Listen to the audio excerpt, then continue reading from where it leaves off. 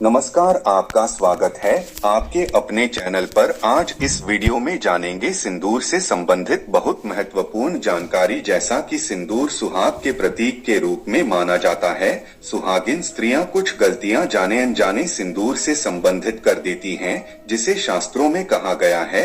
शास्त्रों में सिंदूर लगाते वक्त कुछ सावधानियां बरतनी चाहिए। यह जो है पति और बच्चों के भाग्य से जुड़ा हुआ होता है और इससे जो है ग्रह दशा में भी विपरीत होते हुए पति बच्चे कहीं न कहीं उनके लिए परेशानी का सबब बन जाता है।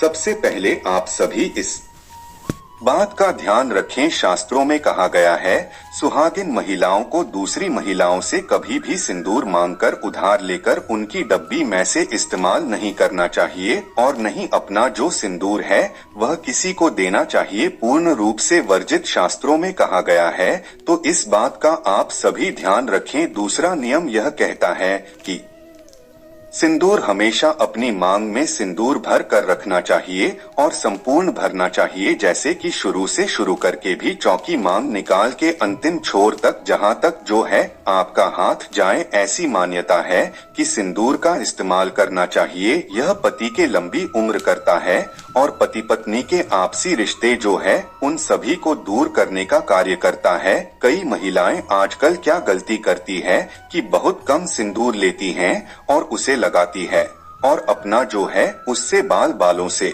उसे छुपा देती है।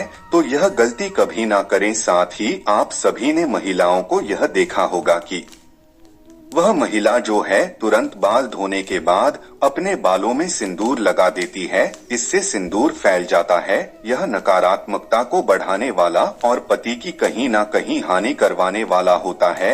हमेशा जब बाल हल्के से सूख जाए तब जो है कहीं ऐसा ना हो कि सिंदूर पूर्ण रूप से बिखर जाए। सही नहीं होता। थोड़ा सा सिंदूर अपने हाथ में लेकर पूर्ण रूप से मां पार्वती का स्मरण करते हुए सिंदूर हल्का सा बालों को सुखाने के बाद एक महिला को लगाना चाहिए। इस बात का आप सभी ध्यान रखें। साथ ही सिंदूर लगाने का तरीका जीवन में बहुत अधिक पति को प्रभावित करता है।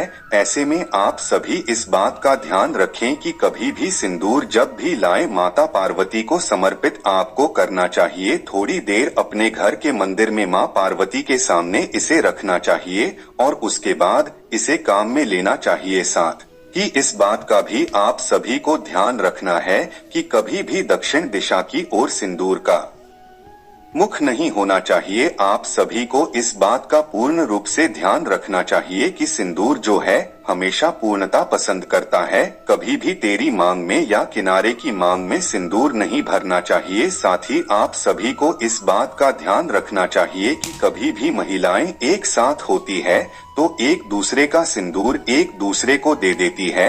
यह दोष उत्पन्न करने वाला होता है। साथ ही कभी भी दक्षिण दिशा की ओर बैठकर नहीं लगाना चाहिए। यह पति की आयु को कम करने वाला होता है। साथ ही आप सभी को इस बात का भी ध्यान रखना चाहिए, कभी भी शाम के समय सिंदूर मस्तक पर धारण नहीं करना चाहिए। प्रदोष काल में बाल बनाना और सिंदूर लगाना पूर्ण रूप से वर्जित माना गया है।